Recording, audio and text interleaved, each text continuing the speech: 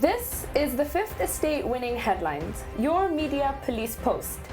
In this segment, we summarize some of the headlines that you might have missed this morning. But we also take a look at the political pieces that we call cartoons in this country. Today is the 13th of May 2019, and I am 2J. I am 2M. And I am Miss K, your host. Again, in case you missed it, this is Winning Headlines. Let's take a look at today's headlines. Daily Nation, why Uhuru is under pressure. Wow.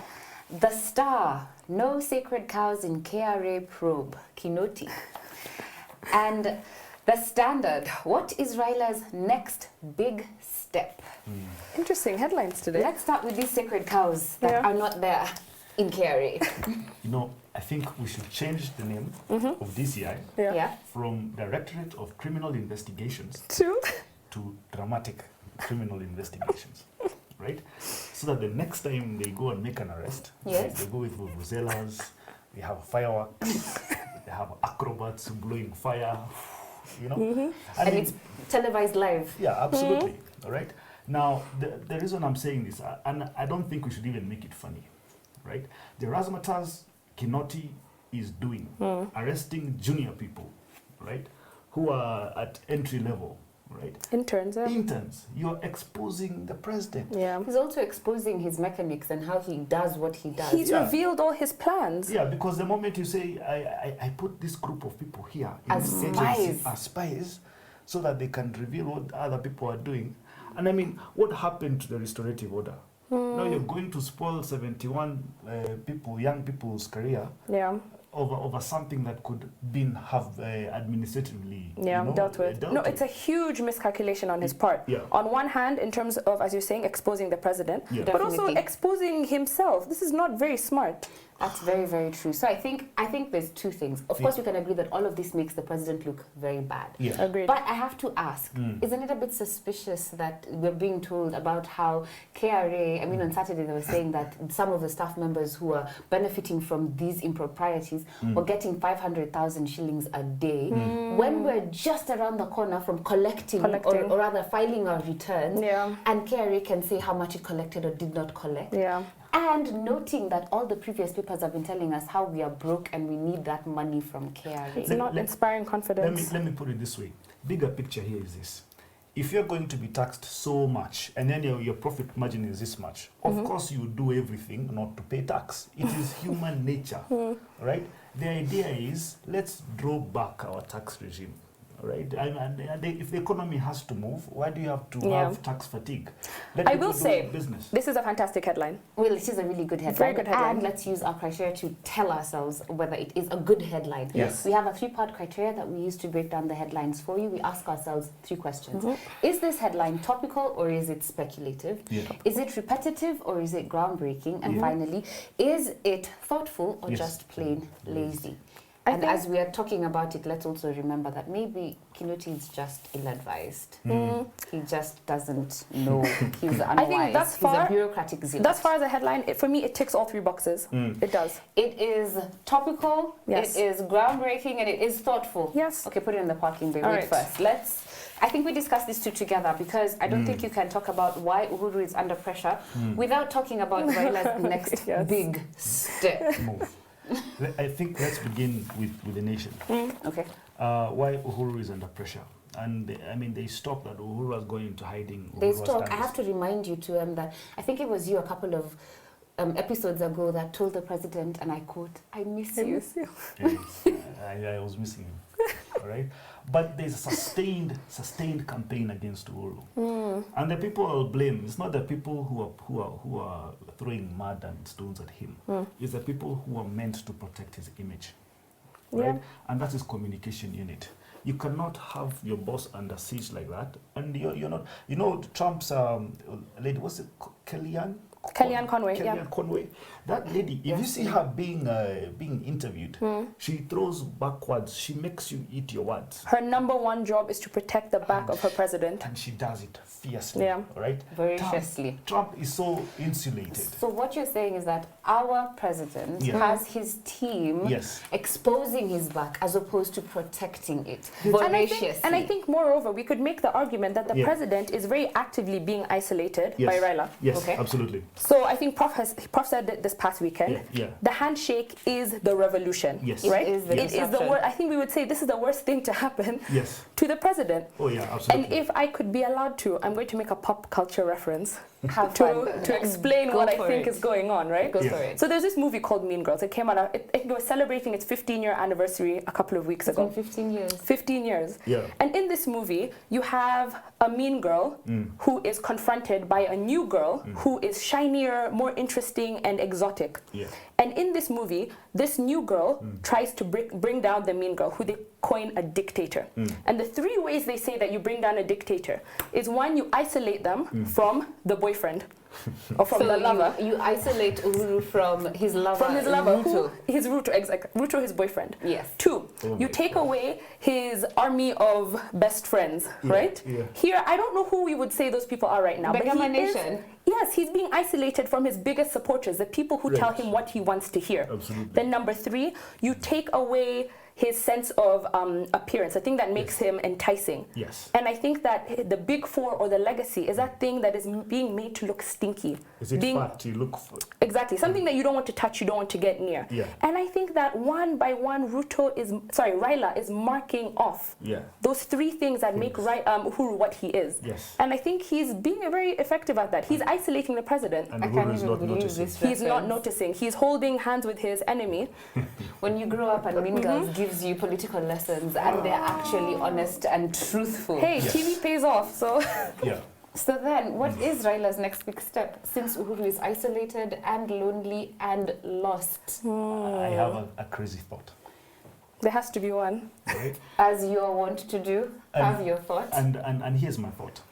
I think Raila is precipitating a crisis to do a forced entry into government.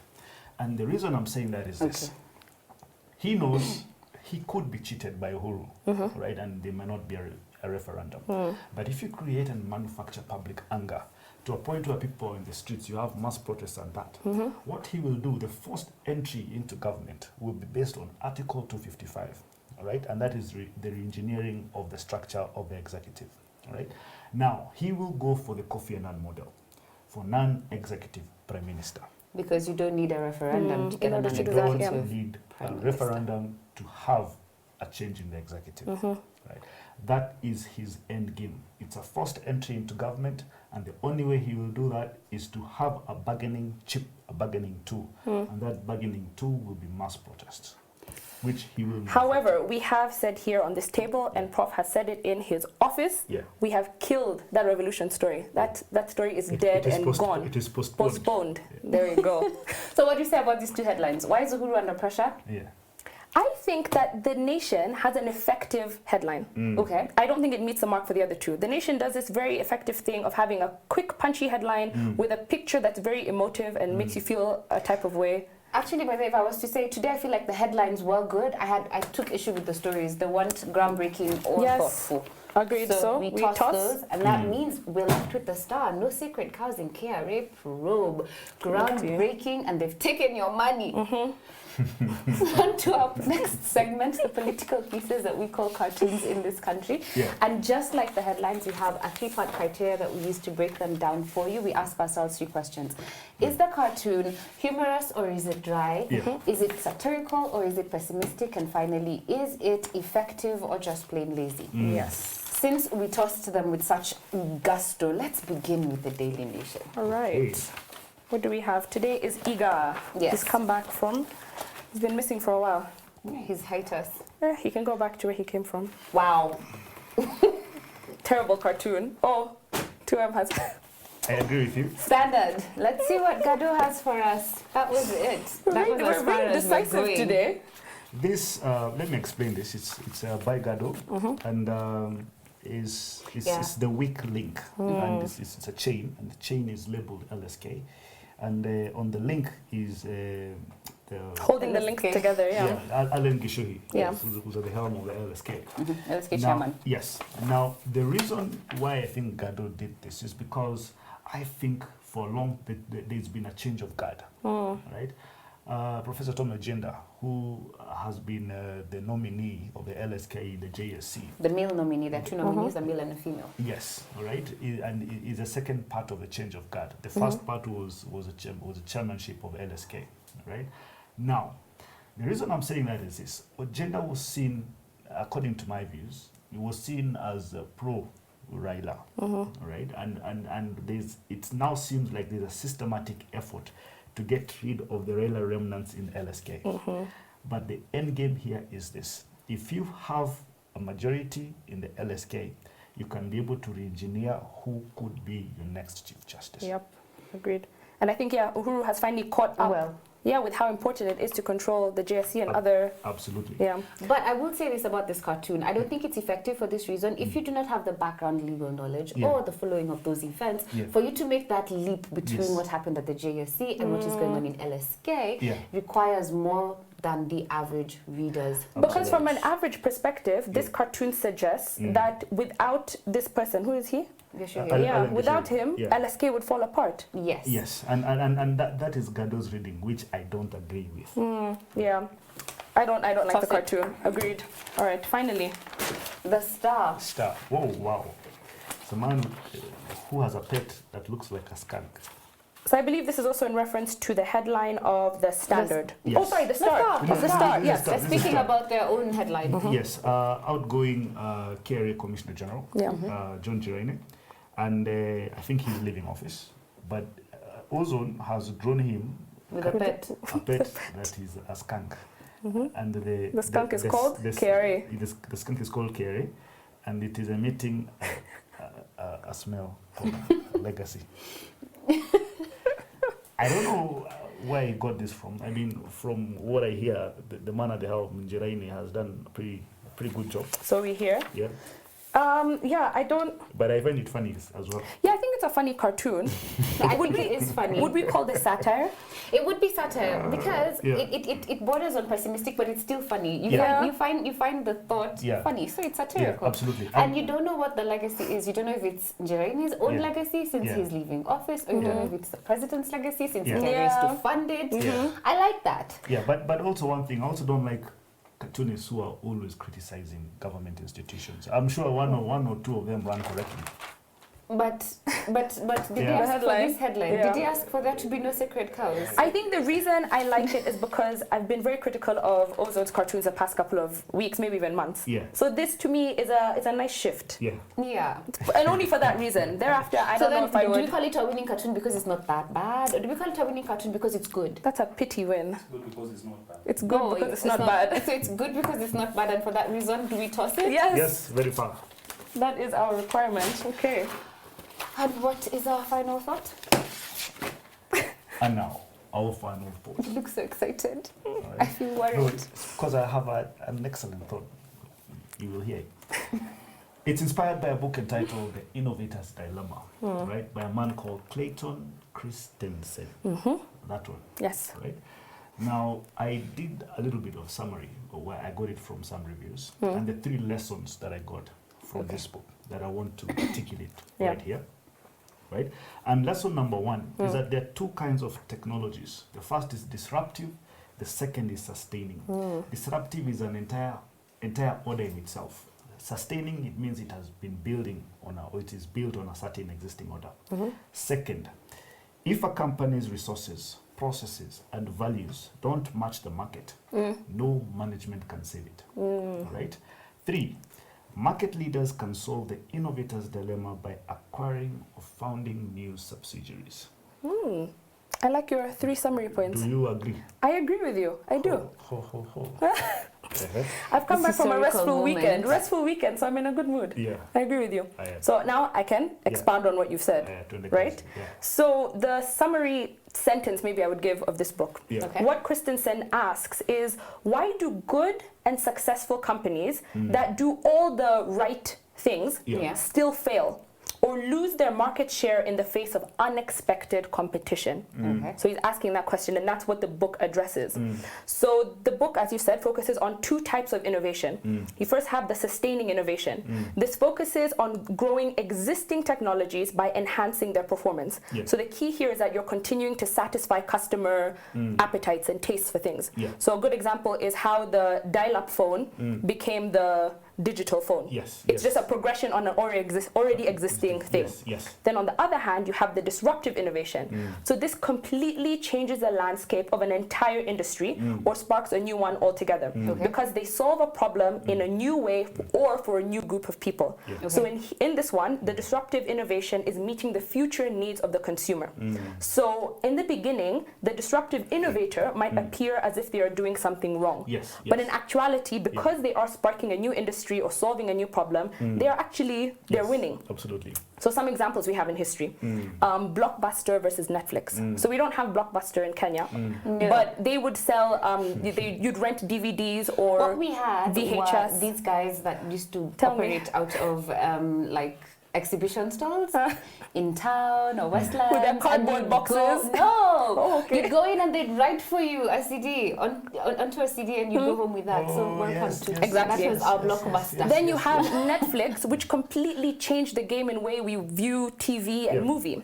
You have Polaroid and digital cameras. So Polaroid were the innovators of the camera with their Polaroid, you know how you'd shake the picture. Yeah. Then they did not see the digital camera innovation coming in. And because of that, they went bankrupt. Yeah. You have Airbnb. Yes. You have Ubers versus taxis. Yeah. And homegrown examples, you have M-Pesa versus traditional banking. Right. And you have Matatus versus KBS. Yes. So you have all these examples of traditional innovations that were doing well because they were building upon what they had started on. Yes. Then you have these disruptors which come and completely send a shockwave So through what the industry. I'm getting from what you're saying is that these disruptive technologies have, I think, 4 characteristics. One, they're simple. So Yes. it's very painless. The transition between what you thought you wanted and what you thought you knew into this new thing is very seamless. M-Pesa Yes. versus going to the bank. I mean, Yes, how absolutely. easy is it for me to call an Uber versus looking for my cab driver Exactly. who's at the airport and waiting for him to come for me? And then the second thing is that they're convenient. Yeah. So I, as a customer, derive value from using them Yes. effortlessly. Then the third thing is that they're accessible. So they're within easy reach of me as a consumer at any particular point. Right. And finally, they're affordable. So it's inexpensive for me to get that. Yeah. And I think Exactly. that these attributes are also explainable in the political market. If I was to recall the Very 2 true. headlines that we tossed with such gusto, what is RAILA's next big move? Yeah. And is why Uhuru is under pressure. Yeah. I'd say that in the political marketplace, you also have to have a simple message. Is your message understandable to the voter? Right. So am I getting what you're trying to tell me RAILA's new move is, and that he's going to put himself disruptively back into government easily? Yeah. Am I, is it convenient? Is this idea you're selling going to make me come out and vote for that referendum? Yes. And then third, is it accessible? So is this idea, can I fathom it? Yes. Is it at accessible arm's to me? reach? Is it at arm's reach near the voter? Yeah. And finally, is it sellable? Yes. Is it sellable to me as the voter? Do I buy this whole thing that you're selling? Yeah. And I have to say that I think that our current political parties and all the ideas that they have are sustaining innovations. Yes. I don't think there's anything new or random there's no disruption. or even disruptive about the idea that you're pitching to me right now, that he will have an So prime minister it actually is a sustained I think innovation. it's a sustained innovation. Yeah. I think that ODM, with their self-inflicted pilgrimage to the Mecca of Luo Nyanza to find out what's wrong with their party is a sustaining one. They're trying to figure out what can we do how to do we improve our how do we product. continue to satisfy our voting bloc? And that's not the how voting not bloc. how do we meet the future needs of those people? No. I have here, I have a solution. You have a solution. Yes. You are going to pitch to me the M-Pesa of politics in Oh, Kenya. wow. What All right. is that M-Pesa of politics? Please tell me. It's not. It's you see, this Kenya is company. Let's call it Kenya Inc. Okay. Company Kenya. Wait. Hold on 1 minute. Yeah. You're calling our country a company? Yeah. Or you're saying that we form a company No, that no. is our country? It is Kenya Incorporated Limited, incorporated in 1963. It is already a company. All right. Okay. All right. Now, here is, and I've been thinking so much about this, and I'll ground this in lesson number 2. So if a company's resources, processes, and values don't match the market, no management can save it. And I sit back and I say, you know, we have grown so much from 1963. And the solution I want to give is this. Government has run out of fashion. It is out of date now. It is out of date. Okay. All right? Here I thought that I was just going to say the political parties and the ones that we have are the sustaining innovation. The whole government. Okay. Okay, yes, true. Government has run out of fashion. And I think it is time we draw back the frontiers of government from ourselves. Right? And we privatized the whole thing. I think much of government should be privatized. Let me put it this way. Okay. In more developed countries, governments do not generate power. They have people who generate electricity for them. There are people who sell cement to them. You know, there are people who make roads. Roads can be made by private companies. Right? Yes. Roads in the Federal Reserve, first world countries, they are made by by private companies. Yeah. Why do we need a state institution to build a road? Why do we need a state institution to generate power? I think it is time for us to have a conversation, all right, to expand our markets. Basically, government doesn't need to yeah. I think it's a good point. However, I'd want to flip it. Why remove government altogether when we can find ways to make government do better? We keep saying now that the handshake has created a vacuum where there is no opposition. Yeah. So right now, there could be a situation whereby the new opposition becomes that disruptor, that disruptive innovator that satisfies the needs, that meets the needs of the future people. Right. And I think that's what needs to happen. You see, Uhuru Kenyatta is a CEO. Yes.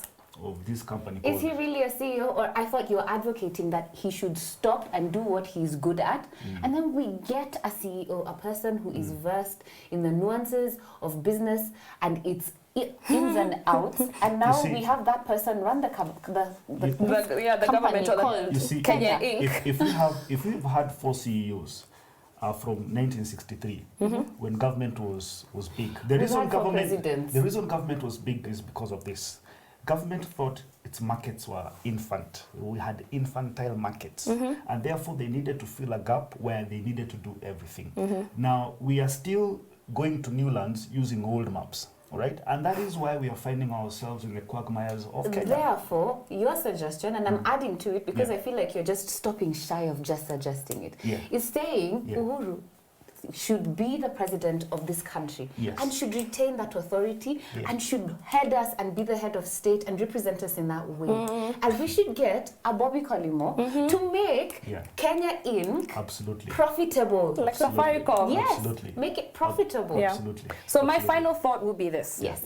So we haven't even discussed what the dilemma of the innovator is. Okay. And I will tie it back to the book that we discussed on Friday.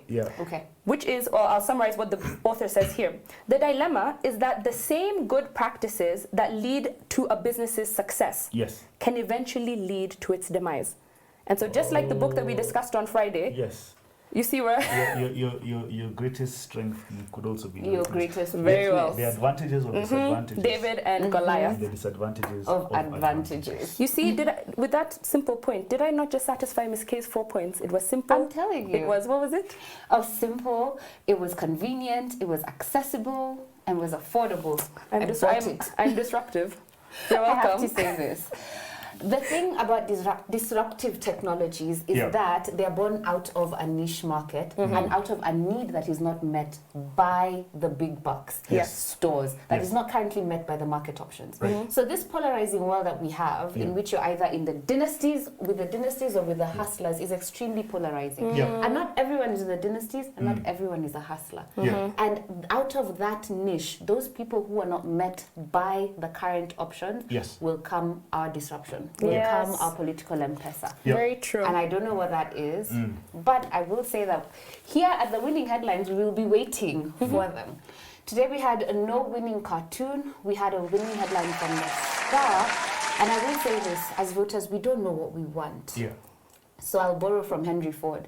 If he'd asked the people what they wanted, they'd have said they wanted faster horses. So let's wait for the disruption. Have a great day. See you tomorrow.